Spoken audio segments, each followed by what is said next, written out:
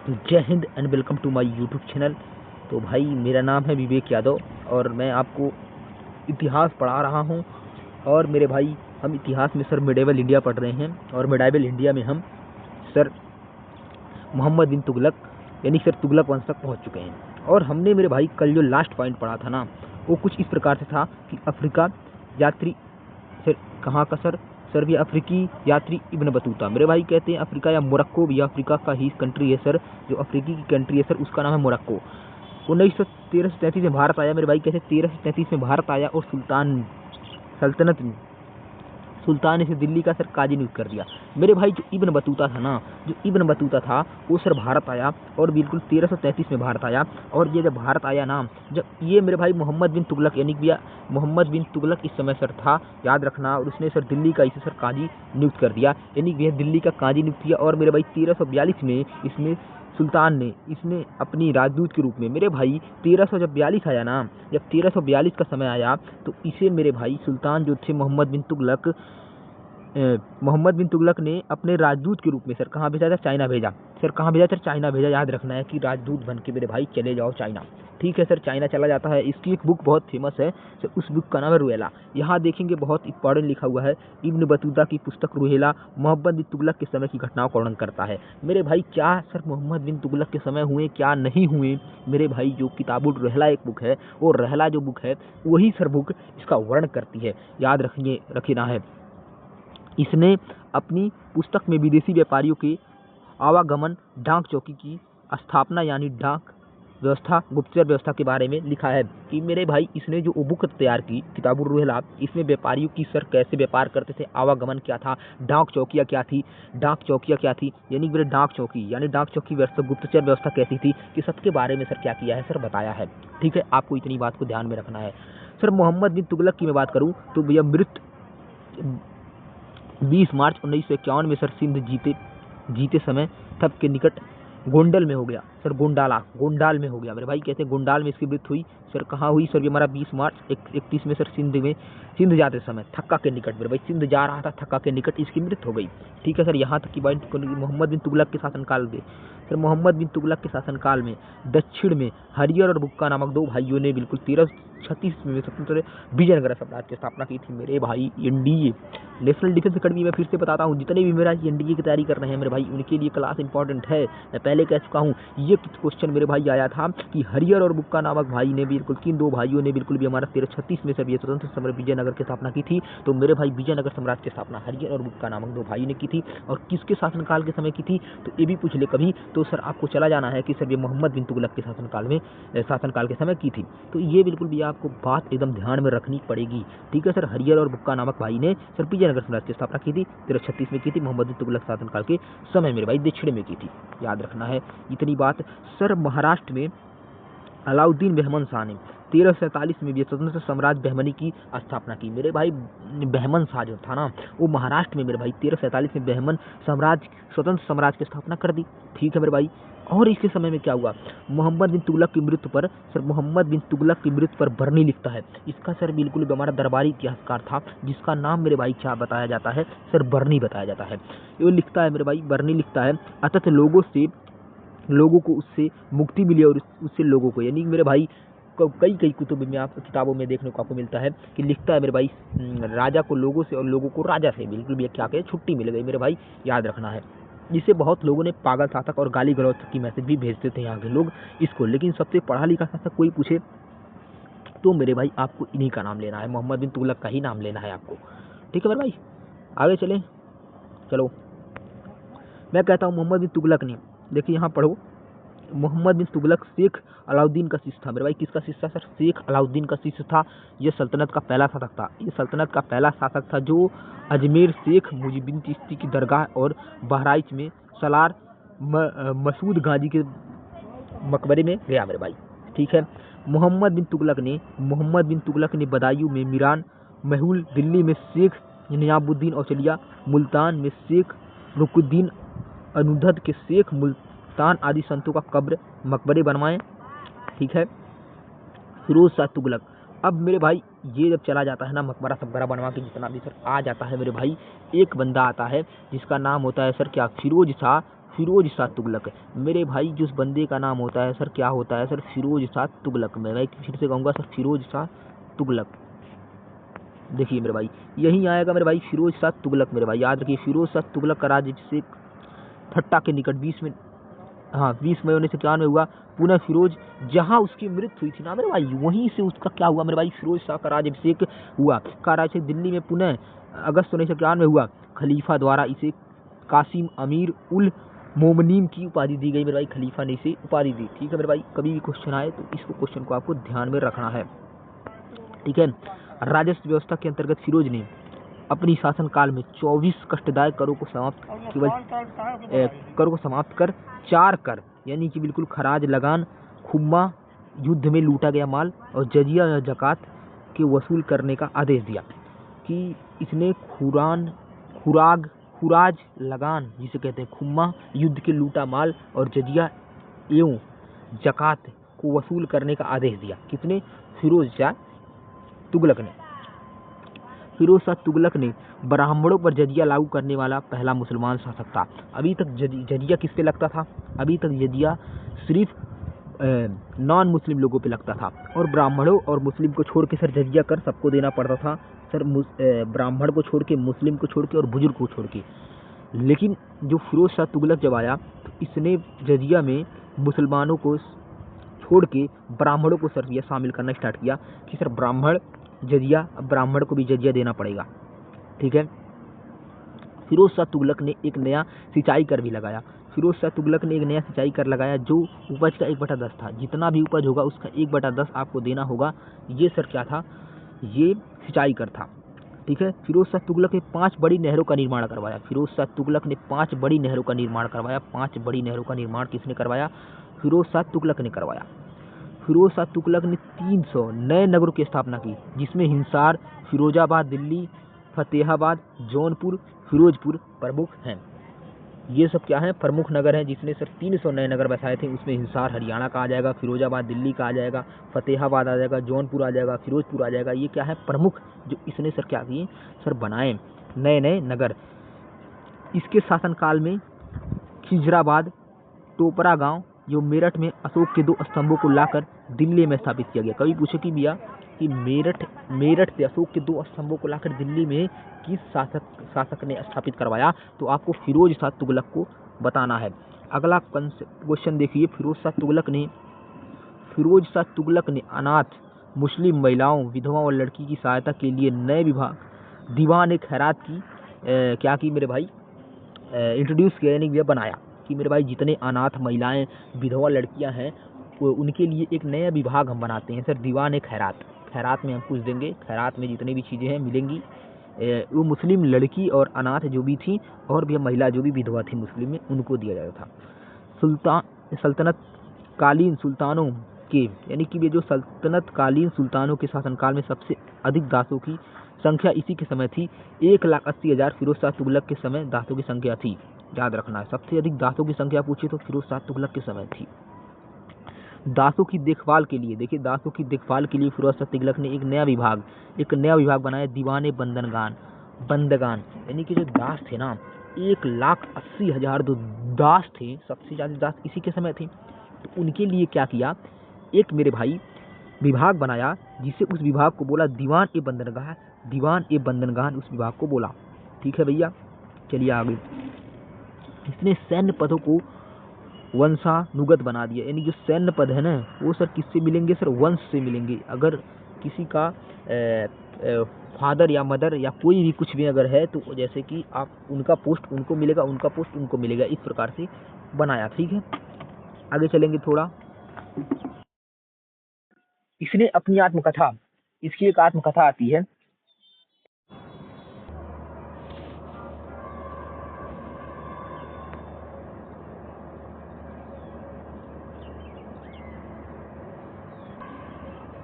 Sorry, मैं चलता हूँ, थोड़ा सा पीछे आ गया था, मैं लेकर चलता हूँ।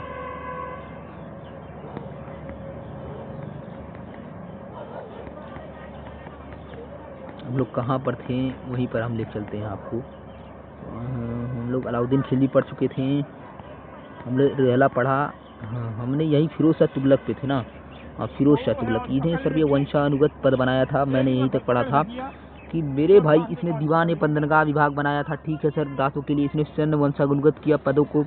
इसने अपनी आत्मकथा फितूहात ए फिरोज शाही की रचना की। फितूहात ए फिरोज शाही इसकी रचना है मेरे भाई, इनकी रचना है, इन्हीं की रचना है मेरे भाई। अपनी आत्मकथा फितूहात ए फिरोज शाही की रचना की। इसने जियाउद्दीन बर्नी एवं शमसुद्दीन सिराज अफरीब को अपनी संरक्षण प्रदान किया, याद रखना है। इसने ज्वालामुखी मंदिर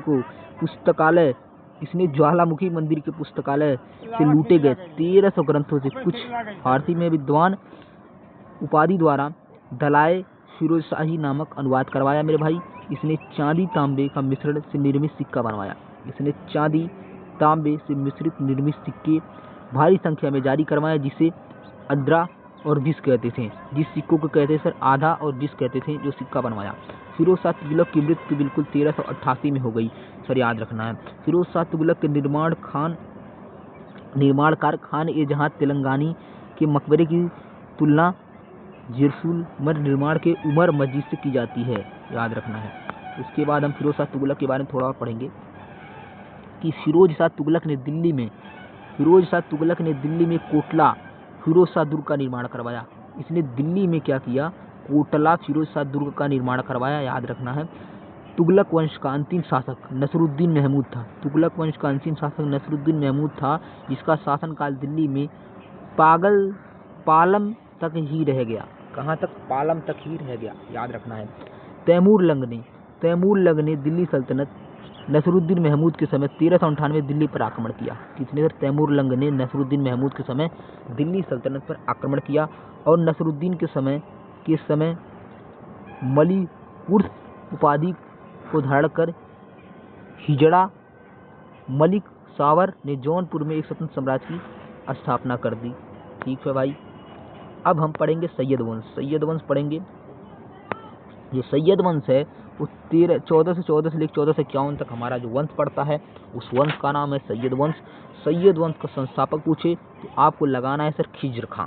कौन संस्थापक है सैयद वंश का? खिज्र खां क्या है सर? संस्थापक है। सर किसका संस्थापक है? सर सैयद वंश जब भी पूछे तो खिज्र खां ही सर संस्थापक पड़ेगा सैयद वंश का। ठीक है। इसने सुल्तान की उपाधि ने धारण कर अपनी रैयत ए आला की उपाधि धारण की। इसने सर सुल्तान की उपाधि धारण नहीं की मेरे भाई, इसने रैयत ए आला। कभी पूछे सर किसकी उपाधि धारण की, तो इसने रैयत ए आला की उपाधि धारण की। खिज्र खां तैमूर लंग का सेनापति था। पहले यहाँ देखो इतना, खिज्र खां तैमूर लंग का सेनापति था। कभी पूछे सर खिज्र खां था कौन, तो खिज्र खां सर तैमूर लंग का क्या था सर? सेनापति था। और भैया भारत से लौटते समय तैमूर लंग ने खिज्र खां को मुल्तान, लाहौर या दीपालपुर का शासक नियुक्त किया। जब भारत से लौट रहा था तैमूर लंग ना, तो खिज्र खां को मुल्तान, लाहौर और दीपालपुर का शासक नियुक्त करके गया मेरे भाई। कहाँ? मुल्तान, लाहौर और दीपालपुर खिज्र खां तुम संभालो, क्योंकि खिज्र खां क्या था?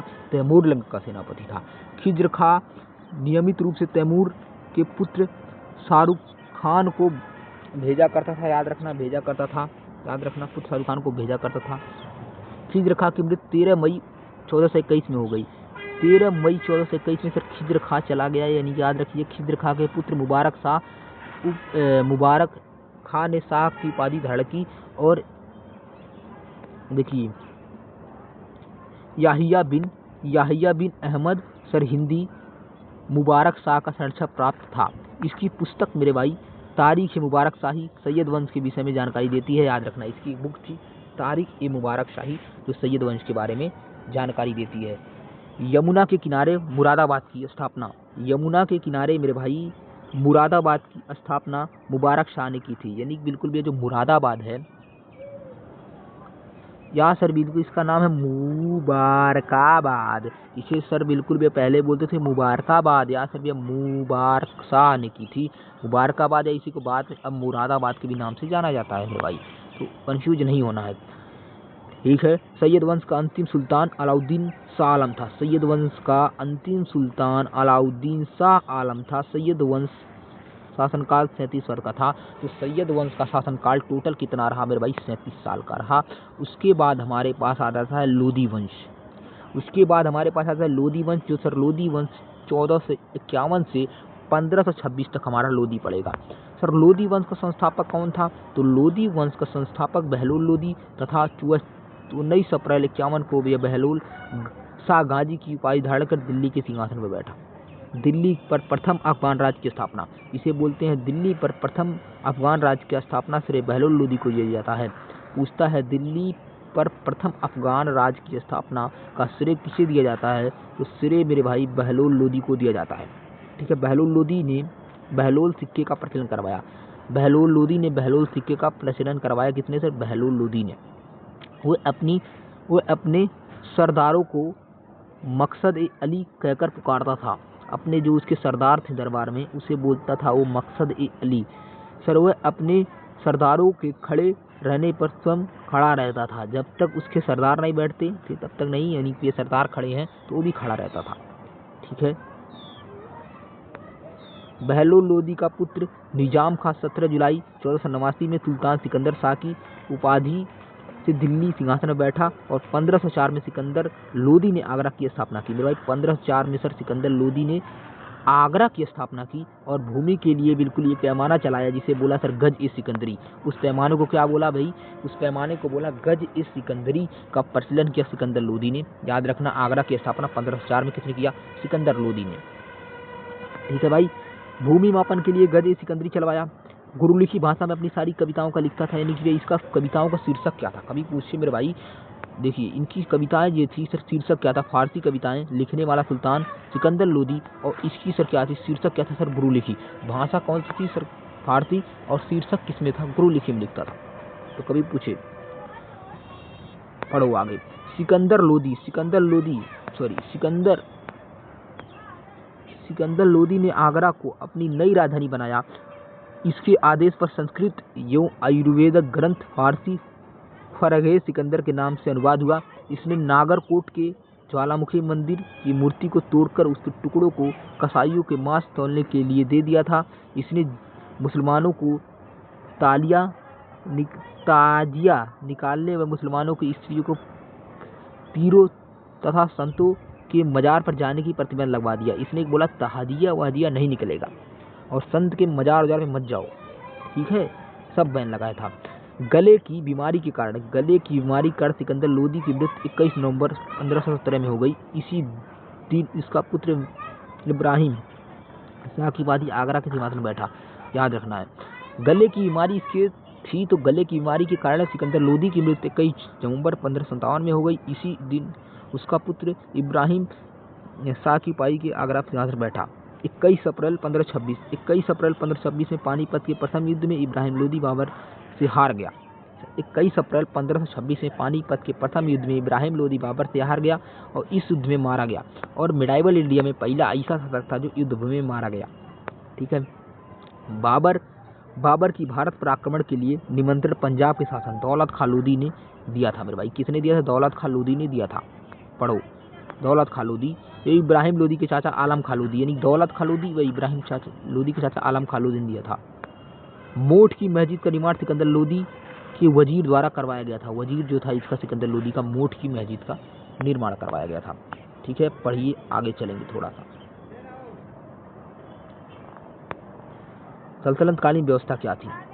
मेरे भाई केंद्रीय प्रशासन के मुखिया सुल्तान कहते थे। बलबन ये अलाउद्दीन के समय अमीर प्रवाहीन हो गए।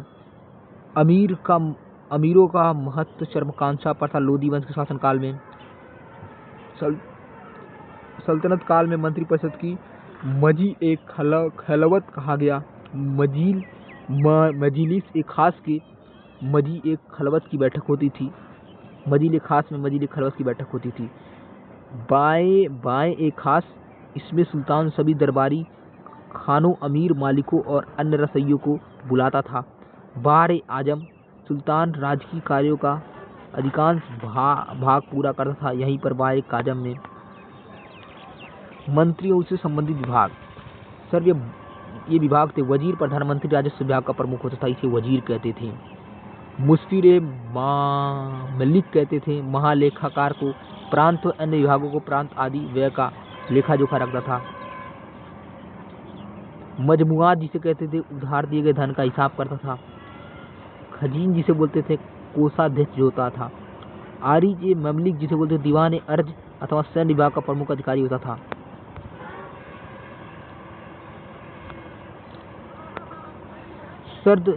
सद्र उस सुदूर धर्म विभाग का दान जो होता था उसे विभाग का अधिकारी था। काजी उल कजात सुल्तान के बाद न्यायालय का सर्वोच्च अधिकारी था, याद रखना है मेरे भाई। कहते वरीद ए मामलुक जो था भैया, मामलुक जो था भैया गुप्तचर विभाग का अधिकारी था। वकील ए दर सुल्तान की व्यक्तिगत सेवाओं देखभाल करता था मेरे भाई। दीवान ए खैरात दान विभाग था। दीवान ए बंधनगाह दास विभाग था। दीवान ए इस्तिहाक बिल्कुल पेंशन विभाग था, जो पेंशन देता था जिसे दीवान ए इस्तिहाक बोलते थे। ये पेंशन विभाग था जिसे दीवान ए इस्तिहाक बोलते थे। ठीक है मेरे भाई। जैसे भी यह विभाग दीवान ए मुस्खरात वित्त विभाग था, अलाउद्दीन खिलजी ने बनवाया। फिर दीवान ए कोही कृषि विभाग था, मोहम्मद बिन तुगलक ने बनवाया।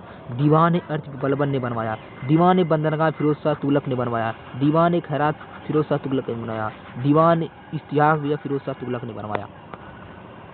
ठीक है, ठीक है सर। ये सब मेरे भाई रहा, और विजयनगर इसके बाद हमारे पास आ जाएगा, तो हम इसको कंप्लीट आज कर देते हैं। देखिए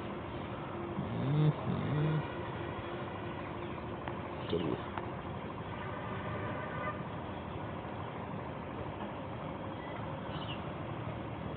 देखिए दिल्ली सल्तनत में अनेक प्रांतों में बांटा गया था। दिल्ली सल्तनत अनेक प्रांतों में बटा हुआ था। इसके इक्ता या सूबा कहा जाता था। यहाँ का शासन नायाब वली मुक्त द्वारा संचालित होता था मेरे भाई।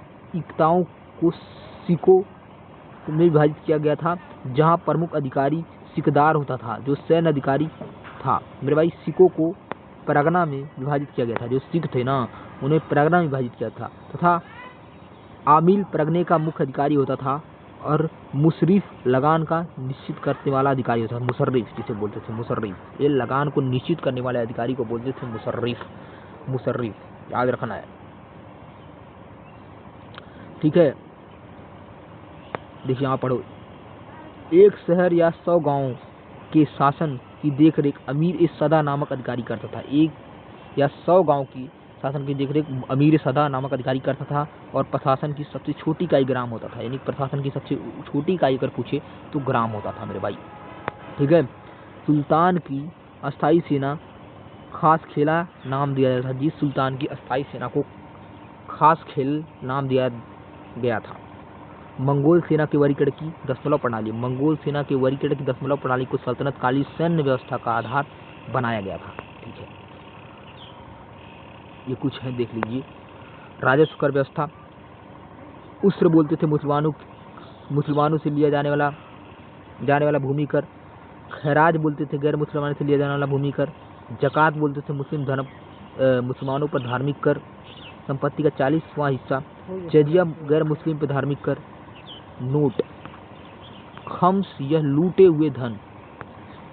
ये जो लूटा हुआ धन था ना, ये लूटे हुए धन खानों अथवा भूमि के गढ़े हुए खजानों से प्राप्त संपत्ति का 5 था, जिस पर सुल्तान का अधिकार था, तथा शेष 4/5 भाग उसे सैनिक अथवा खजाने से प्राप्त करने वाले व्यक्तियों के अधिकार होता था।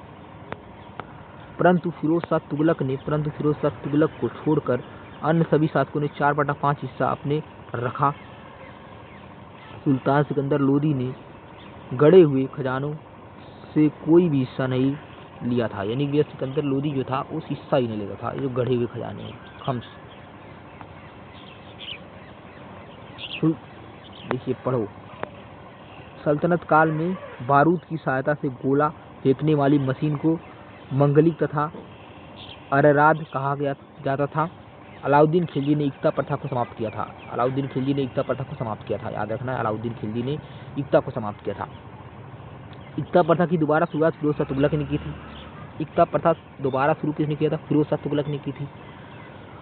और सुल्तनत काल में अच्छी नस्ल के घोड़े तुर्क अरबियों रूस से मंगवाए जाते थे। हाथी मुख्यतः बंगाल से मंगवाए जाते थे। सल्तनत काल शरीयत, कुरान, हदीस आधारित था, याद रखना है। मुस्लिम कानून के 4 महत्वपूर्ण स्रोत। जो मुस्लिम कानून था ना, मुस्लिम कानून के 4 महत्वपूर्ण स्रोत थे। कुरान था, हदीस था, इजामा था, कयास था। ये मुस्लिम जो थे ना, उनके धर्म के 4 मुख्य स्रोत थे। सुल्तान सप्ताह में 2 बार दरबार में न्यायालय के लिए उपस्थित होता था। जो सुल्तान होता था ना, वो न्यायालय में 2 बार जाता था। न्यायालय में सर 2 बार जाता था और 2 बार वहाँ न्यायालय में जाके मेरे भाई अपना न्याय वाला काम करता था। ठीक है, 2 दिन। सल्तनत काल में लगान निर्धारित करने की प्रणाली को मुक्ताई कहते थे। मुक्ताई कहते थे, याद रखना है। भूमि की नाप जोख के बाद के क्षेत्रफल पर आधार, देखिए पढ़ो यहाँ, देखो, भूमि के नाप जोख करने के बाद क्षेत्रफल के आधार पर लगान निर्धारित मसाहत कहलाता था। इसकी शुरुआत अलाउद्दीन ने की, अलाउद्दीन खिलजी ने किए थे। बोलो, पूर्तक केंद्र के नियंत्रण में रहने वाली भूमि खालसा भूमि कहते थे। यानी जो पूर्तक केंद्र यानी जो सेंटर होता है उसके हिस्से में जो भूमि थी उसे खालसा कहते थे। अलाउद्दीन ने दान दी गई अधिकांश भूमि छीनकर खालसा भूमि में परिवर्तन कर दिया था। यानी खालसा भूमि में परिवर्तन कर दिया। और देवल सल्तनत काल में अंतर्राष्ट्रीय बंदरगाह के रूप में प्रसिद्ध हुआ था। याद रखिए, देवल जो था सल्तनत काल में अंतर्राष्ट्रीय बंदरगाह के रूप में प्रसिद्ध हुआ। और थोड़ा यहाँ बचा है पार्ट, देखिए स्थान, ये प्रसिद्ध कुछ स्थान है और प्रसिद्धि के कारण। सुरसूती जो थी, सुरसूती अच्छी किस्म के चावल के लिए प्रसिद्ध थी। अहिनवाड़ा व्यापारियों के तीर्थ स्थल के लिए, सतगांव रेशमी रजाइयों के लिए, आगरा नील उत्पादन के लिए और बनारस सोना चांदी से यूं जड़ी काम के लिए क्या था, बनारस प्रसिद्ध था। याद रखना। और इधर कुछ छूटा था, 10 अश्वरोही एक सर एक खेल, 10 ए खेल एक सरप्रोही और 10 ए सिपहसाल एक अमीर और 10 अमीर बराबर एक मालिक, 10 मालिक बराबर एक खान। ये क्या था, इनका पैमाना था देखने का। और इसमें दिल्ली सल्तनत जो है कंप्लीट हो गया, पूरा दिल्ली सल्तनत। अब हमारा बचा है विजयनगर साम्राज्य।